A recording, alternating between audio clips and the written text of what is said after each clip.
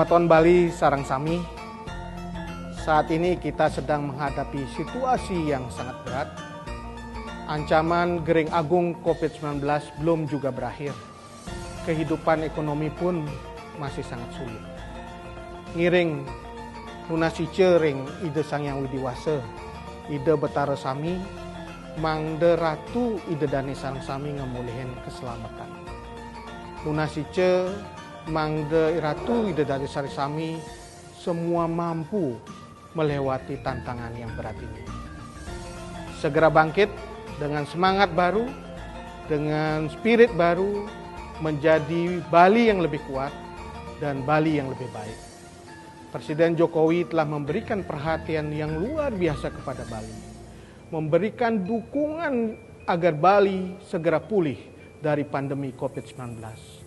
Hal itu terlihat dari pesan dan harapan para Menko, para Menteri Kabinet Indonesia Maju, Gubernur Bank Indonesia, Ketua Dewan Komisioner OJK, dan Ketua Gugus Tugas Percepatan Penanganan COVID-19. Pesannya hanya satu, ayo Bali bangkit. Matur suksema, Rahayu, Dirgayusa, Dirgahayu, Om Santi Santi Santi.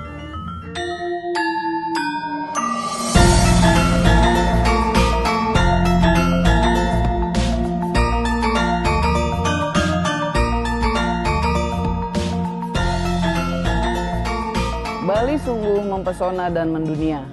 Kekayaan alam yang indah berpadu apik dengan budaya lokal masyarakatnya. Namun kita tahu di tahun 2020 Indonesia dan dunia tengah menghadapi pandemi COVID-19 yang berdampak terhadap ekonomi global, termasuk industri pariwisata. Kita sekarang dalam masa yang sulit, masa krisis menghadapi pandemi global COVID-19 ini.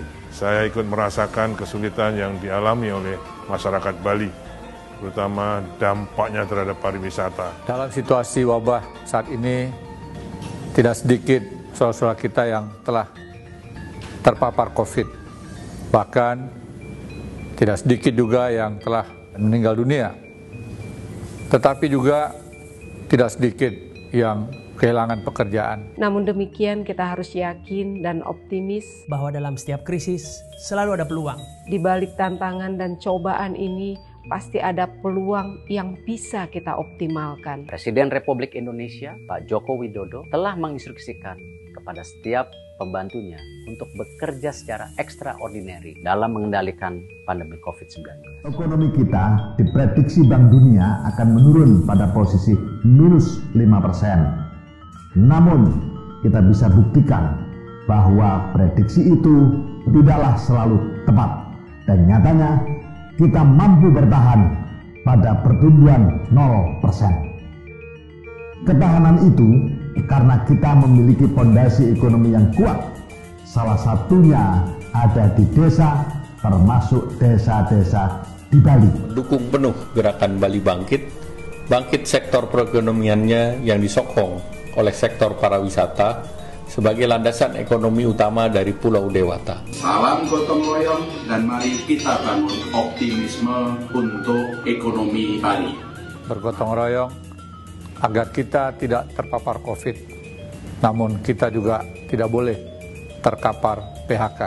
Pariwisata Bali, ekonomi Bali harus bisa kita tingkatkan. Dan saya yakin masyarakat pariwisata dan ekonomi kreatif di Bali akan mampu memanfaatkan peluang-peluang yang ada sebaik mungkin agar segera bangkit kembali. Bapak Presiden menegaskan tentang pemulihan ekonomi nasional, terutama bagi kelompok usaha menengah kecil. Pemerintah telah berupaya melakukan pemulihan ekonomi melalui berbagai program stimulus yang salah satunya diprioritaskan untuk menggerakkan UMKM di destinasi wisata termasuk Provinsi Bali. Pemerintah telah memberikan kemudahan bagi para pengusaha, termasuk UMKM, pendukung pariwisata. Pemerintah siap mendorong UMKM dengan gerakan nasional Bangga Buatan Indonesia. Untuk belanja produk buatan Indonesia, produk UMKM. Mari kita kembangkan UMKM di Bali untuk mendukung pemulihan ekonomi Bali. Ini dapat menjadi momentum bagi UMKM kita menciptakan sebuah perubahan yang besar bagi kemandirian industri dalam negeri. Pemerintah telah mengalokasikan 695 triliun rupiah, di mana 240 triliun tersebut dialokasikan untuk insentif usaha, khususnya untuk UMKM di seluruh Indonesia, termasuk UMKM yang berada di Bali. Dengan berbagai stimulus ekonomi dari pemerintah untuk UMKM, termasuk untuk usaha bidang wisata dan kuliner, mari kita sama-sama berharap usaha-usaha tersebut dapat perlahan bangkit. Bali memiliki keunggulan yang paling utama adalah budaya masyarakatnya, sistem adat.